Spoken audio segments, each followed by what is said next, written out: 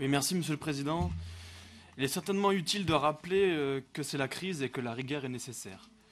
Et pour cause, les politiques européistes de vos amis européistes de toute tendance ont eu et auront encore hélas demain un effet dévastateur sur les Français qui souffrent et perdent aujourd'hui concrètement leur emploi.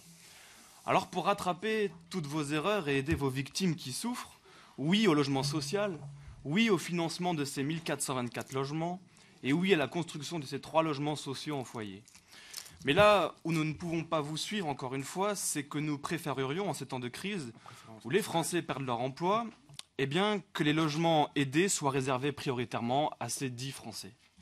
Oui, nous souhaitons et nous réclamons de toutes nos forces la priorité nationale, dont avait d'ailleurs parlé en leur temps, notons-le, le socialiste Roger Salengro et la SFIO.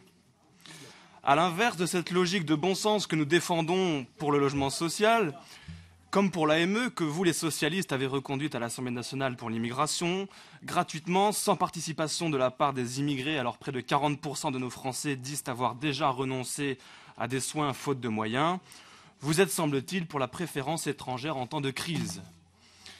Nous apprenons cette semaine le démantèlement du campement Émonin regroupant 400 personnes et bientôt ceux du rond-point Géocharles et de la rue Zola et Chirol. Eh bien, je suggère aux associatifs d'accueillir ces Roms à leur domicile ou dans leur maison de campagne à côté de leur piscine où il y a sans doute un emplacement pour une caravane ou pour un mobil-home. Mais la générosité est sans doute plus facile avec l'argent du contribuable français à qui on ne demande jamais son avis. Voilà donc ce qui nous distingue sur ces dossiers. Avec vos dossiers, ce sont les ouvriers, les chômeurs, les retraités, les jeunes et les classes moyennes que vous saignez et décevez encore un peu plus. Pour eux, parce que nous pensons vraiment à eux, nous nous abstiendrons avec regret sur ces délibérations que nous aurions votées s'ils avaient comporté la priorité nationale, car les Français ont besoin de se loger à loyer modéré. Oui, nous refusons que l'argent des Français ne permette pas prioritairement à des Français de se loger et de bénéficier des soins et des aides sociales d'abord. Nous nous abstiendrons sur cette délibération. Merci, Monsieur le Président. Bon, alors, on va revenir malheureusement à des choses un peu moins réjouissantes, mais plusieurs membres de mon groupe ont quand même exprimé être profondément choqués par les propos qui ont été tenus par M. Joly. Je crois quand même que c'est absolument dépitant qu'à notre époque, on puisse encore tenir des propos aussi révoltants. Il y a plusieurs élus de notre groupe qui sont d'origine immigrée et qui se sentent vraiment profondément offensés et insultés par ce type de propos.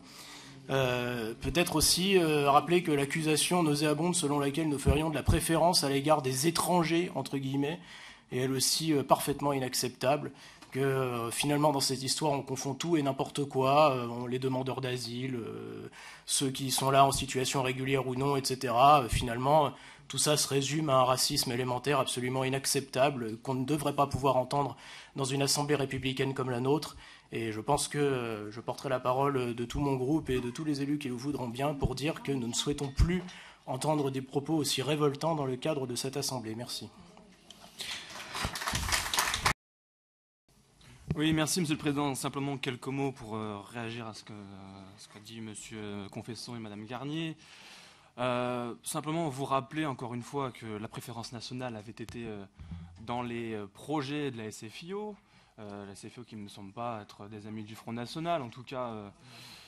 Oui, mais enfin, vous parlez de Machat de Pétain. Écoutez, la SFIO, c'est la SFIO qui a voté les pleins pouvoirs à Pétain. Voilà, donc ce sont les socialistes. La préférence nationale, elle est appliquée dans plusieurs pays du monde, comme l'Australie, les États-Unis, le Canada, la Suisse ou Monaco, et j'ai pas l'impression que ce soit des pays totalement antidémocratiques, bien au contraire. Alors vous essayez de faire passer les élus du Front National et les électeurs du Front National pour les méchants, les bêtes noires. Eh bien écoutez, j'ai envie de vous dire, c'est vrai, il n'y a que vous qui êtes les gentils avec vos arrosoirs et vos salades. Et Madame Garnier, vous pouvez dire tout ce que vous voulez, comme je n'accorde aucun crédit à ce que vous dites, je m'en fous totalement. Ça, c'est vraiment une réponse d'une grande intelligence républicaine. Mais que vous montrez, je dirais, à visage complètement ouvert. C'est ce qui est au moins intéressant, même si les propos que vous avez tenus sont insupportables, c'est qu'ils sont posés très clairement ici, dans cette Assemblée, et que les gens vous voient.